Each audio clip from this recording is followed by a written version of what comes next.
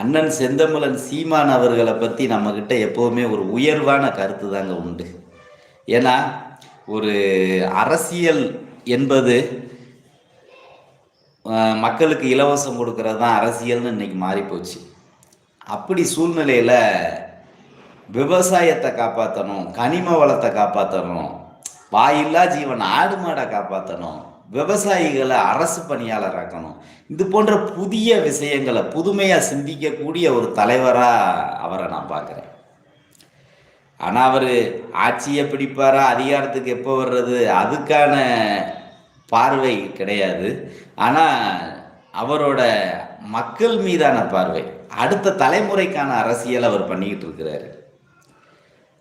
அடுத்த தலைமுறைன்னா நம்மளோட பிள்ளைகளுக்கு குடிக்க தண்ணி கிடைக்குமா அப்படிங்கிறது சந்தேகம்.